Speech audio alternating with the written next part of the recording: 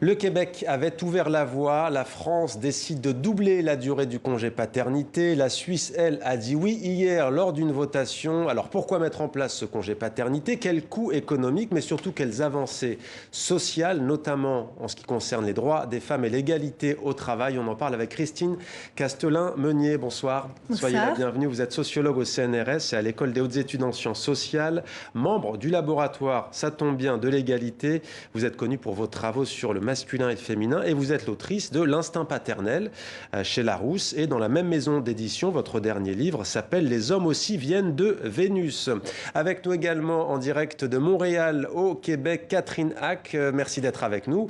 Vous êtes professeur au département des sciences économiques de l'Université du Québec. Vos travaux portent sur les effets des mesures mises en place au Canada sur les enfants et les parents. On vous retrouve dans quelques instants. Et puis Michel Tcherouti à Genève. Tiens Michel, on va commencer avec vous. Oui, donc à 60% pour cette votation hier. Mais que dit au fond ce texte sur le congé paternité ? Bonsoir Mohamed. Il dit simplement que désormais, les hommes pourront prendre 2 semaines de congé à la naissance de leur enfant. Jusqu'à présent, la loi n'en prévoyait qu'un seul. Donc c'était une évolution qui était attendue parce que le texte de loi sur lequel les Suisses ont voté hier était un projet de loi qui émanait du Parlement, qui émanait de la gauche. Certes, la droite extrême ne le soutenait pas, la droite traditionnelle pas vraiment non plus, mais les partis de centre-droit à la gauche, les Verts, enfin eux y étaient favorables. Et puis 60% des Suisses ont décidé qu'effectivement il fallait accorder 2 semaines de congé également aux pères qui le devenaient. Donc voilà, c'est passé et faisons de la Suisse... Enfin, évitons à la Suisse de se retrouver en dernière place en Europe pour ce qui est du droit des papas au niveau des congés paternité. Et on pourrait dire, Michel, que le bouche à oreille fonctionne et traverse toute la francophonie, puisque Christine Castelin-Meunier en France, on l'a appris il y a quelques jours, ça va passer de 2 semaines à 4 semaines, de 14 jours à 28 jours. 7 jours devront être pris obligatoirement par le jeune papa. Est-ce que vous dites ce soir que c'est une petite révolution ? Je dis que c'est une avancée. Par contre, je trouve toujours que c'est insuffisant.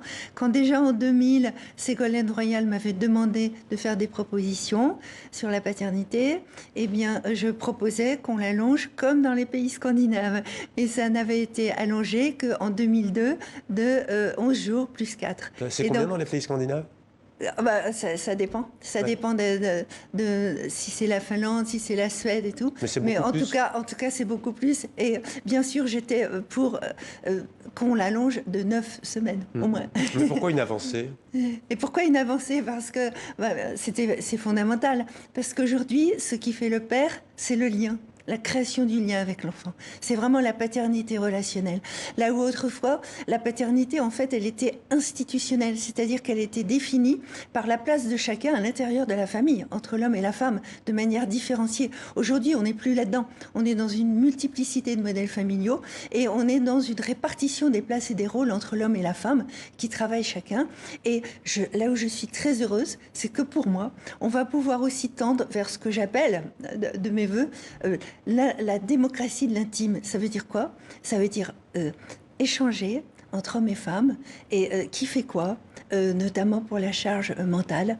Et il y a des tâches obligatoires, mais il y a des tâches aussi que les uns les autres préfèrent faire, et comment on s'y prend pour partager à égalité et avancer avec cette éducation de l'enfant et la manière de prendre en charge les tâches domestiques et éducatives. Un petit tour peut-être au Québec, au Canada. Catherine Hack, dites-nous au juste que dit la loi dans la province francophone canadienne.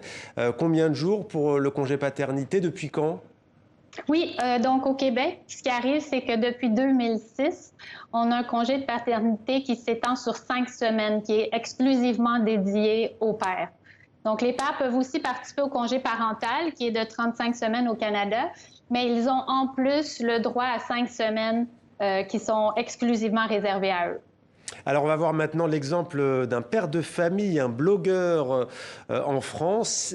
Il est satisfait de cet allongement, mais vous allez le voir, il pense qu'on peut encore aller plus loin. C'est des images commentées par Sophie Roussy. Bip bip. suis-moi, tourne, monte et descends. Alexandre Marcel est blogueur, mais avant tout et surtout papa. Un père de famille fier de sa fille Ambre. Au moment où il a dû repartir au travail, son bébé âgé seulement de 11 jours, Alexandre a eu le blues. Un sentiment de culpabilité l'a envahi. Depuis, il milite pour l'allongement du congé paternité. Une bataille couronnée aujourd'hui de succès.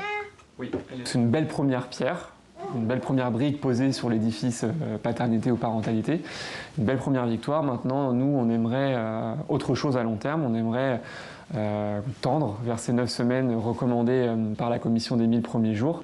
Une commission présidée par le neuropsychiatre Boris Cyrulnik a en effet préconisé d'étendre à 9 semaines le congé paternité afin de construire une relation harmonieuse avec le bébé. Le gouvernement n'est pas allé aussi loin. Pour l'association Parents et Féministes, c'est une étape. En soi, une mesure prise isolément ne peut pas révolutionner les choses. Néanmoins, une mesure prise dans un ensemble de mesures en faveur de l'égalité pro, d'une politique de la petite enfance, de lutte contre le sexisme.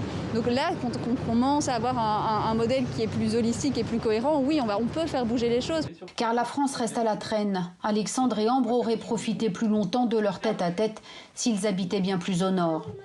On reste en retard par rapport à d'autres pays, bien en retard, l'Espagne, la Norvège, la Suède, la Finlande. Et c'est un tel levier de lutte contre les inégalités hommes-femmes, c'est un tel levier de lutte contre la dépression postnatale des femmes, c'est un tel levier de lutte pour l'égalité, pour la justice. Dans ce parc de Stockholm, Alexander promène son fils. Ici, les parents se partagent 480 jours de congés payés. D'ailleurs, on ne parle pas de congé paternité ou maternité, mais parental. Un modèle pour l'égalité homme-femme. Pourtant, un père sur 10 ne prend toujours aucun repos. La loi ne l'y oblige pas. Au Québec, en tout cas, 80% d'entre eux cessent de travailler pendant plusieurs semaines. Catherine, qu'est-ce que ça a changé, au fond, pour les enfants et pour les parents, ce congé paternité au Québec? Oui, bien, ce qu'il faut comprendre, en fait, c'est que si on se compare avec le reste du Canada où ce programme-là n'existe pas, on voit très bien que les pères au Québec, depuis que le congé leur est dédié, ils le prennent. La très vaste majorité va le prendre et la très vaste majorité va prendre le 5 semaines. Donc, ils ne sont pas obligés de le prendre, mais on voit qu'ils le prennent dans la majorité des cas. Donc, sur 80 000 naissances à peu près au Québec à chaque année, on a 60 000 pères qui prennent ce congé-là.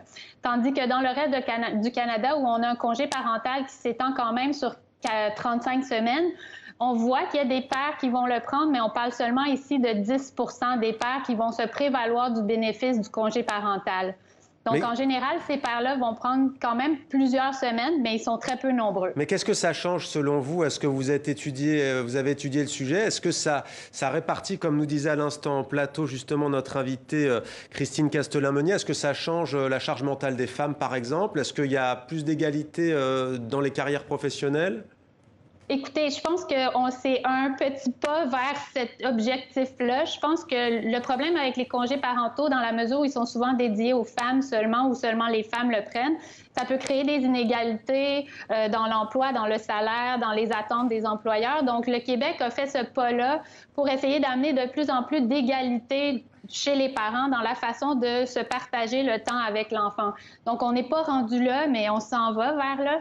Et on voit déjà qu'il y a eu certaines études qui ont démontré qu'effectivement, les pères passent un peu plus de temps avec leurs enfants, même une fois le congé fini.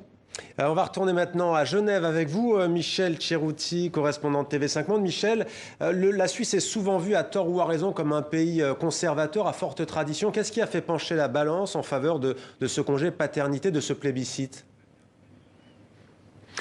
Alors, je pense que vous avez raison de dire qu'effectivement, le pays est traditionnel et puis traditionnaliste plutôt. C'est vrai que c'est un pays qui est quand même plutôt ancré à droite. Puis il faut comprendre aussi que la Suisse est une démocratie directe. Tous les politologues s'accordent à dire qu'effectivement, lorsque vous avez l'entier d'un pays qui doit voter pour faire évoluer une législation, il faut le convaincre, ça prend plus de temps. À témoin, le droit de vote des femmes lui avait été accordé en 1971 en Suisse, donc c'est extrêmement tard. Aujourd'hui, pourtant, la société voit le poids des jeunes être plus important, des jeunes qui sont plus progressistes. Et puis aussi, la Suisse connaît un poids prépondérant des citadins de plus en plus.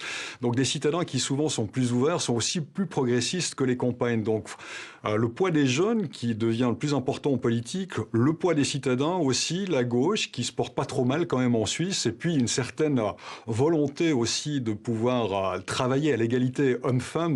Vous mettez tout cela ensemble et c'est ce qui a fait pencher la balance en faveur du oui, en faveur de ce congé paternité qui désormais a été légalisé en Suisse. Merci Michel, vous pouvez rester avec nous à suivre ce débat. Christine Castelin-Meunier, vous êtes intéressée à l'instinct paternel. Vous dites qu'on a glorifié, qu'on a mythifié l'instinct maternel. C'est quoi l'instinct paternel et en quoi peut-il être positif à l'épanouissement de l'enfant? Alors, on l'a empêché très souvent à l'échelle de l'histoire. Et en fait, la paternité, c'est une vaste épopée historique, hein. Il y a eu des avancées et il y a eu des reculs. Mais c'est vrai qu'on a glorifié l'instinct maternel. Mais l'instinct paternel existe, bien sûr. Et il se construit, il se déroule au fur et à mesure que l'enfant est dans le ventre de la maman, au fur et à mesure que le père se sent concerné par l'apparition de ce petit être qui va venir au monde. Et c'est cette capacité que l'homme a de s'occuper de l'enfant pour lui permettre de rejoindre le monde des humains et pour lui permettre de devenir responsable quand il sera adulte et en étant à la fois créatif, à la fois soucieux d'égalité et respectueux à l'égard d'autrui et dans l'estime de soi. Et donc ça, c'est quelque chose de très fort et qu'on a occulté très souvent, et c'est trop dommage. Catherine Hack, dernière question pour vous, puisque vous êtes en avance au Québec par rapport à la France et à la Suisse. Est-ce que toute cette question de la paternité, du congé paternité, a soulevé des questions économiques? On parle notamment du coût pour les entreprises, en particulier des plus petites. Oui, ben, en fait, la façon que le congé est financé au Québec, c'est comme une participation de tous les travailleurs à un régime qui s'appelle le régime québécois d'assurance parentale. Donc, ça ne cause pas de discrimination auprès des plus petits employeurs ou des plus grands employeurs.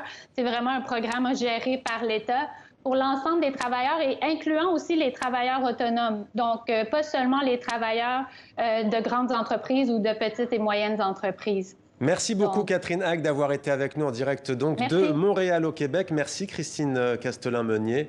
On a cité vos ouvrages donc. Et puis merci Michel d'avoir été avec nous à Genève donc au lendemain de cette votation en faveur du congé paternité.